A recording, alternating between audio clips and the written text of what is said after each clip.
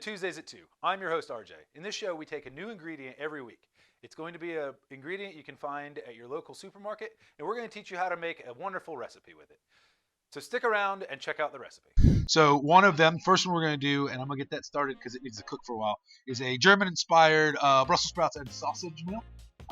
You'll see why in a little bit, why it's German-inspired. It's got a lot of German flavors. We're going to be using some mustard in here as your main flavoring ingredient. So we're using what we're doing first here. So guys, I just cut up and peeled and diced the turnips. That's what you saw me doing when I got here. Those take a little bit of time. I wanted to do that. That way you didn't have to watch me peel and slice things. I know that that's no fun for anybody.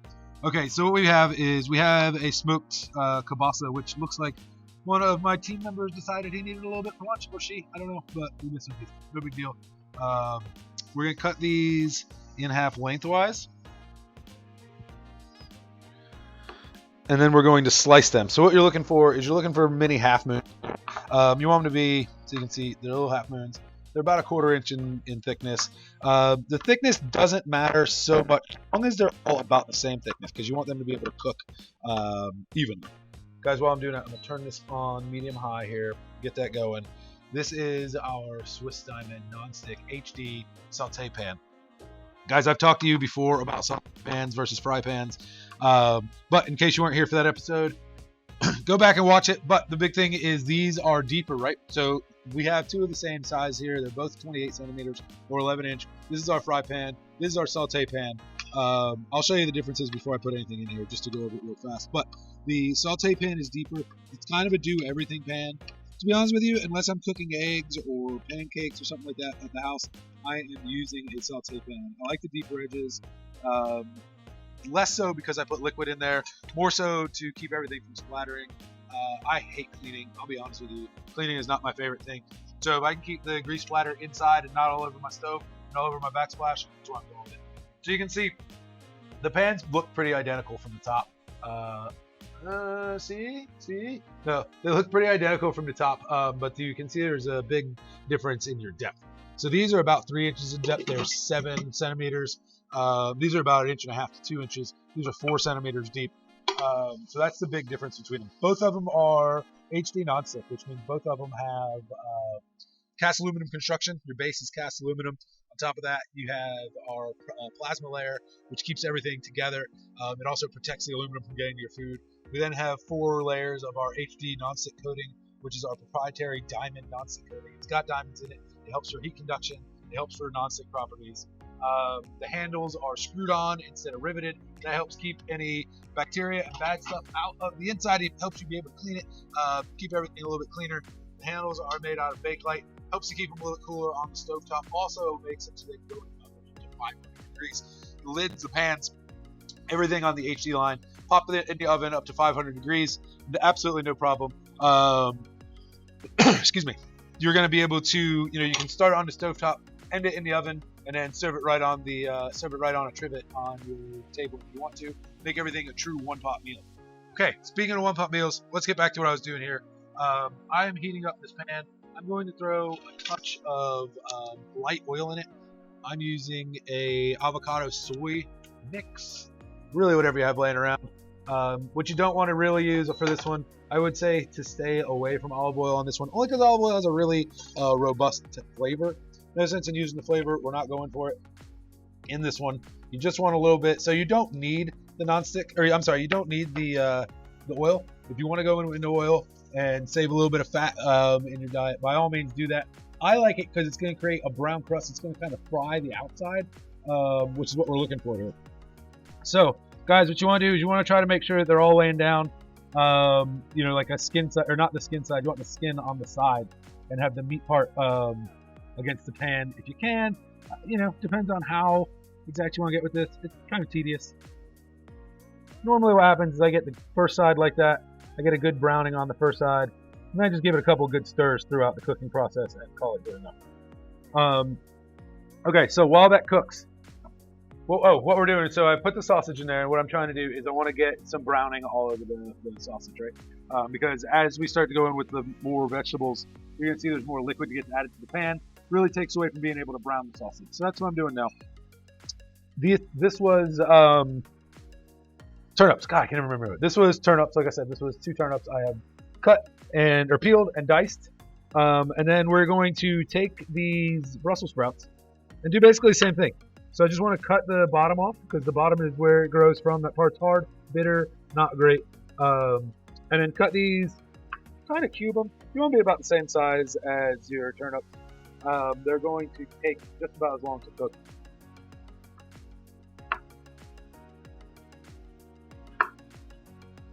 So I'm just going to cut these up. I should have pre-did these. I did pre-do the ones for the other side. But I wanted to also show you guys how quick and easy it is to do these. So Brussels sprouts are kind of neat. I know that a lot of people don't like them because Brussels sprouts raw or Brussels sprouts undercooked are very bitter. So there's a sweet spot in these. You cook them until Brussels sprouts like to be done just under tender, just before they get like super tender, right? You want them to have a little bit crisp in them. That's the perfect place to cook them. So the reason being is you have cooked out all of the chemicals or most of the chemicals that make them really bitter, but you haven't cooked them long enough that release the chemicals that make them stinky. I know a lot of people think that Brussels sprouts are stinky, and really where they're stinky, where you find them stinky is when you reheat them. You know, if you ever went to the restaurant and found Brussels sprouts you love, decided you were going to order some more, take them home, eat them the next day, you couldn't figure out how to heat them up to where they tasted the same. It's because the chemicals have started to react again, and it goes beyond where they're good. Brussels sprouts are really one of those meals, unless you're doing it kind of like we were doing it today. Today will carry with this one, it won't carry with that one. But Brussels sprouts is one of those ingredients that I really recommend cooking for the day you're eating it. They're very rarely good later in life. But wait, before we continue, do me a favor. Click that like button, subscribe to us if you haven't already, make sure you've hit the bell so you get our notifications, and comment down below. I know you don't like everything I do, so let me hear it. Now, back to the recipe. Alright, so we're almost done here. Keep an eye on those sausages, you don't want to burn them. But again, you do want them to have the crispy edges.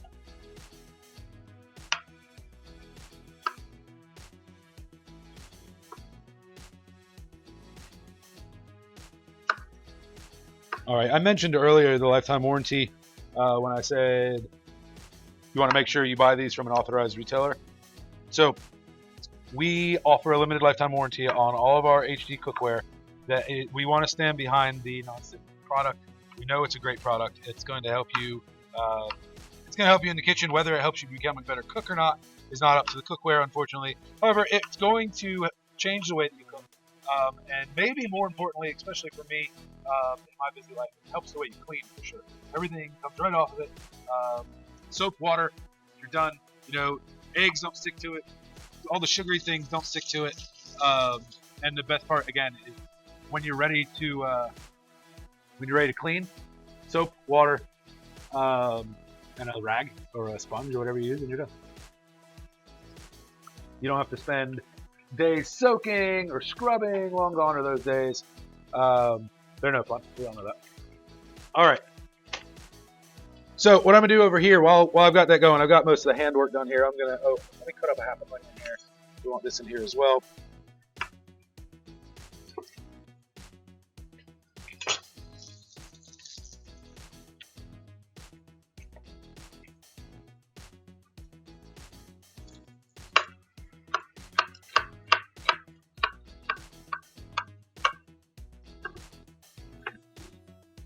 All right, so here we go. I grew up hating Brussels sprouts. I hated them. My mom cooked them all the time. I don't know if it was the way she cooked them or if it was because I was still a kid and I didn't think they were good.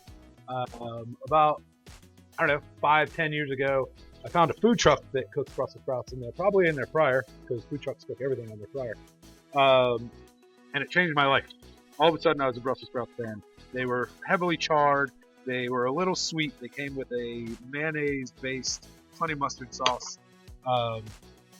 From then on, I've been chasing that dragon for a long time. I have found so many good recipes, so many good Brussels sprouts recipes. So I just wanted to share a couple of them with you. All right, so what we're doing here is, so I've taken the sausage out. I'm gonna turn this down to medium. There we go. All right, Turn it down to medium. There's plenty of oil in here, so we had that little bit of oil from when we cooked. There's plenty of fat from the sausage, so you don't need any more. Just go in with the onion. We're gonna let that onion cook for just a minute or two. Excuse me. In the meantime, let's switch gears. I'll keep you abreast of what I'm doing over here, but let's switch gears. So in this pan, I'm going to turn this pan on to medium-high heat as well. We'll let that warm up, okay? We'll give that a second to warm up.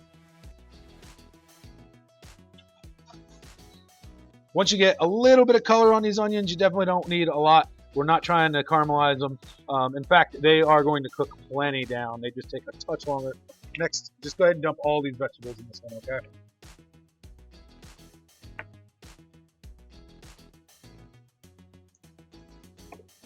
Now, what we're going to do is we're going to put the lid on. I'll talk to you about these lids in a second. We're going to let all of that cook down. About 5 to 8 minutes probably on this one, right? So you want to cook it over medium-high heat. You want to keep it moving, but you don't have to stir it consistently. You want to keep it moving so you don't burn anything on the bottom. There is a lot of sugar. Excuse me. There's a lot of sugar in turnips.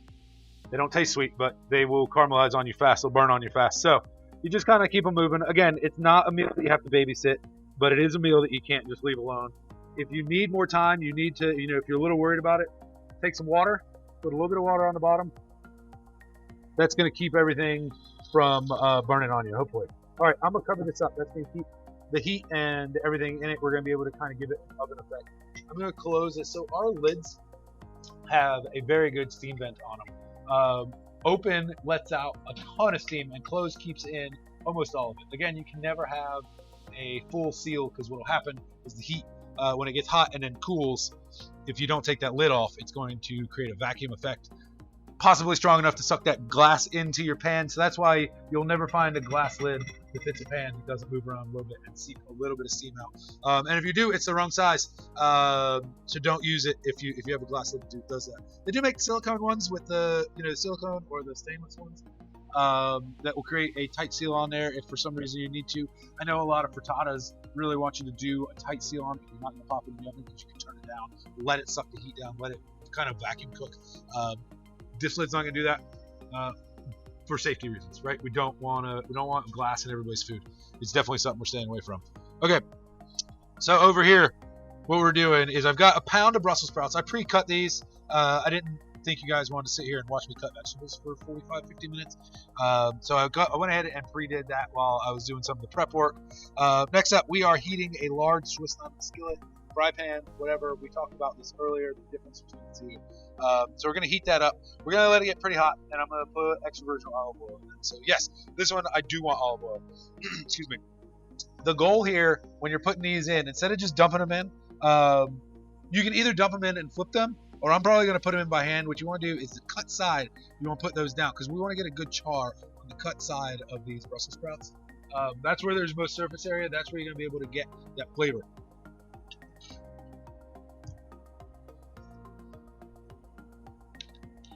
All right, so I'm just going in. I think my recipe calls for 2 tablespoons. I'm not measuring it. Again, we're not baking. You want enough that you can swirl and coat the whole bottom of the pan. So the idea with any oil, olive oil especially, is somehow, there we go. The idea is you don't want it to get to its smoke point. If it gets to its smoke point, the oil is technically burning, and it'll change the flavor of your oil. Olive oil, as we all know, depending on which olive oil you get, has a very subtle olive flavor. It's very earthy, a little nutty. If you get it smoking, it turns instantly very nutty, charry almost.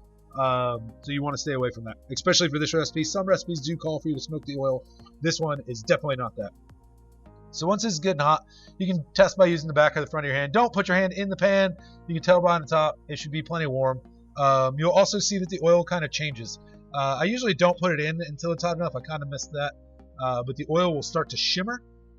Again, if it starts to smoke, throw all these in there at once and then try to turn them in. It'll cool the pan back down.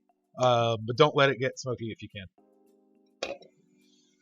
Guys, like I said, I'm just going to intermittently come over here and stir this one kind of for the rest of the time here until it's time to finish up that recipe. We just want to make sure it doesn't burn. All right, so this is plenty hot. We're going to take these. It's not plenty hot yet. It says plenty hot. I lied to you. Turn that up just a little bit more to see if we can get it hotter faster.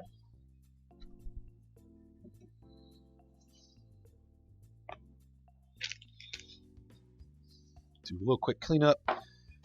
Guys, when you have some time when you're waiting for things to heat up, or if you're waiting for something to cook, that's a great time to clean. I don't want to tell you how to run your kitchen, but if you clean as you go, at the end of the day, it's not really much to do. Excuse me. That's a tip that I learned when I used to work in the restaurants. If you keep cleaning as you go, the end of the day isn't so bad. If you don't, the end of the shift was pretty miserable. There's stuff everywhere. Professional kitchens are kind of gross. Not gross as far as you wouldn't want to eat there, but gross as far as there is food everywhere at the end of the shift. It takes forever to clean up. Just clean as you go. Helps in a professional kitchen. Helps in your kitchen. It'll keep cleanup time to a minimal. Hire a dishwasher. That'll help too. Or you have a kid. That's what I did. So he has to wash the dishes. If I'm cooking his dinner, he gets to wash the dishes. Unfortunately, my wife wouldn't let me hire a dishwasher. Maybe next time. What I've done here is I put all of the Brussels sprouts face down in the pan. They're cooking in oil. We're going to let them cook for probably 4 to 5 minutes. I'll check them in a minute. What you want to do is you want to see them kind of start to brown. This table is not even. It leans, so you're going to see me kind of spinning this pan. That's the only reason why I'm doing that. You want to make sure that everything kind of cooks evenly.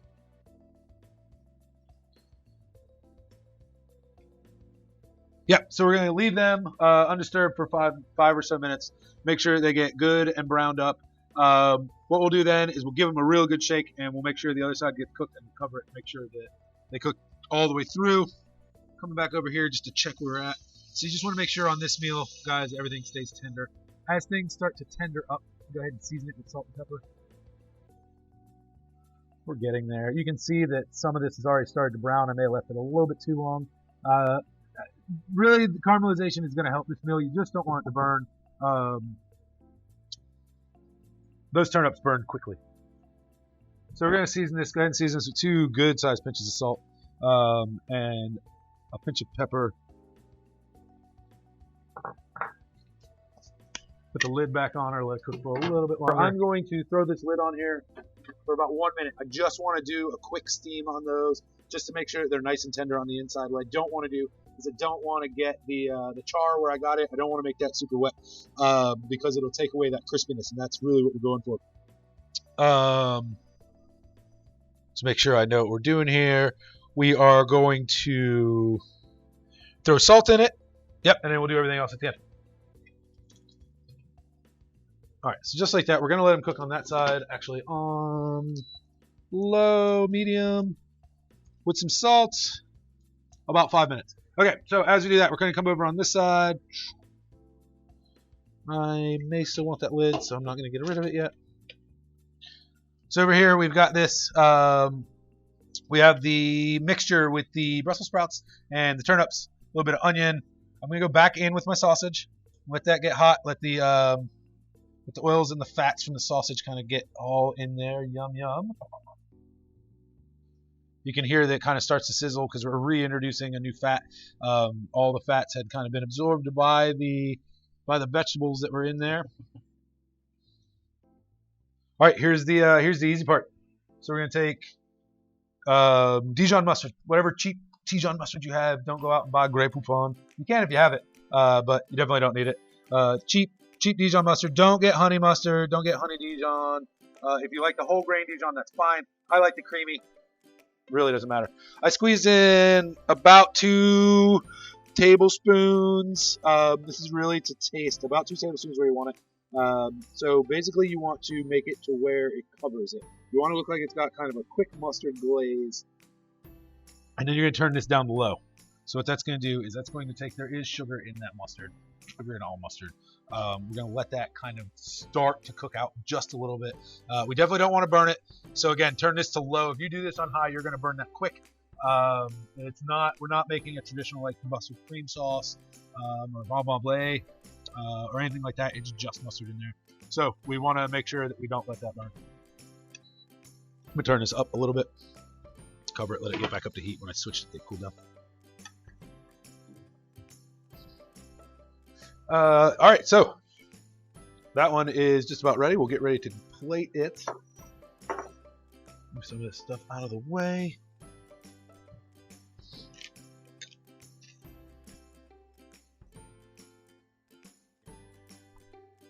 Do I have, of course, oh, yep.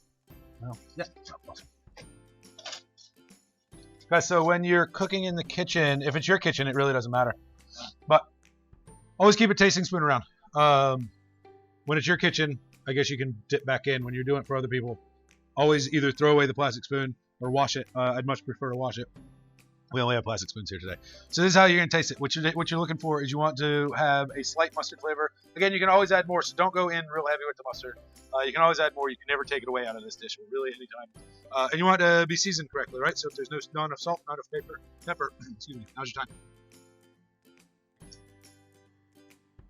Okay, so that needs a touch of salt and a lot of pepper.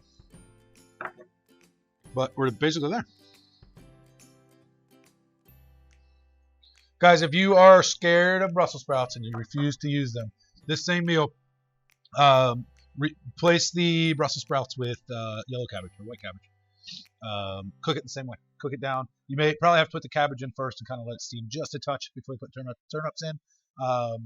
But the meal will come out very similar. A little less bitter, a little bit more sweet because cabbage is a touch sweeter than Brussels sprouts are.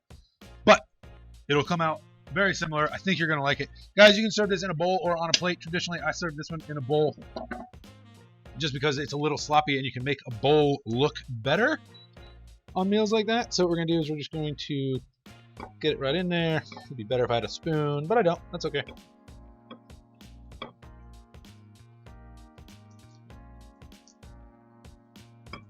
Now, as you can see, when you put the mustard into a dish that has vegetables that are all mostly the same color, it turns it into kind of a bleh, right? So, always have some fresh greens around. Guys, this is just parsley. Pick up parsley for like 89 cents. Put a couple sprigs on there. Again, if you're serving for yourself, it doesn't matter. But I'm a firm believer that you eat with your eyes first. So let's make sure it looks good when you're serving it, and you don't just put a bowl of mush out there. Excuse me. It just is going to, just a little bit of, green like that really changes it. If you have red pepper laying around, slice up, put a couple of red pepper slices on it. Anything to just give it some color that you don't normally have, right? All right, so that's good. We're going to get that out of the way in a minute. All right, so next up, what we're going to do here is, I just want to make sure that I've got everything in there. We need the juice of a half a lemon. The raw walnuts are going to go in. Yep, all right. So, guys, I made this recipe for the first time with pine nuts, and I loved it. And then I didn't have pine nuts one day, and I did have walnuts. So I used walnuts, and I think it's better. So put in some walnuts in there. If you can find them not roasted, that's kind of the way you want them, with raw walnuts. If you can't find them chopped or pieced or chunked or whatever, take a knife to them, cut them up, put them in. Again, you can use pine nuts. That's how this recipe was originally written when I wrote it the first time. It was really good, but this is even better. All right, so we're going to take a tablespoon of lemon juice, or the juice of one lemon. 1/2 of lemon, sorry. Uh-oh. Try really hard not to get the seeds. Because lemon seeds look a lot like chopped walnuts. So when you eat it, you may not know the difference. So anyway, always either juice your lemon first or juice it over your hand. Catch those seeds. All right, guys, so we turn this off. It's just on the eye now. There's no more heat on it. We're going to take some fresh goat cheese. Feta, if you've got it, works. I had goat in the refrigerator. Let's do that. We're just going to put it on just a little bit. You don't want to drown it in cheese. It's not the idea here. I'm going to let that set for just a minute, and then. So this is definitely a side. It's not a main course. So you wouldn't really serve it by itself, but we're going to today. Get some of this stuff out of here.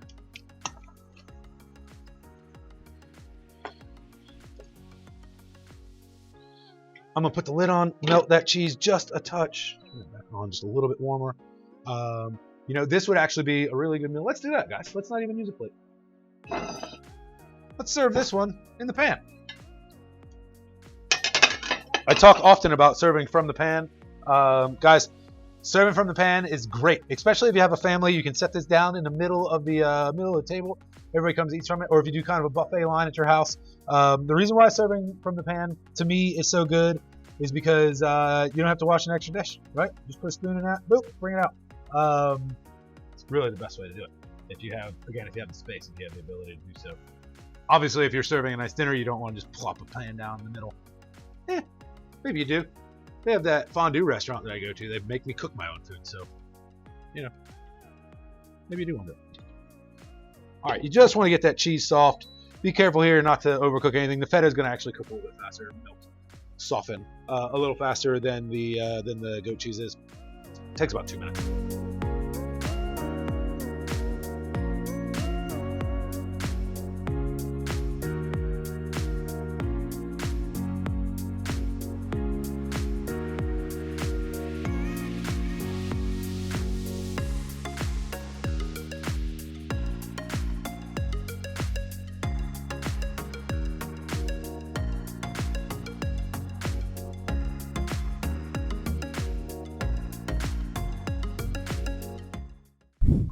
Thanks for joining us. We had a lot of fun. Do me a favor, click that like button, click the subscribe button. If you haven't hit the bell, make sure you hit that. Comment down below. Stay tuned. Next week, we're going to bring you another great recipe.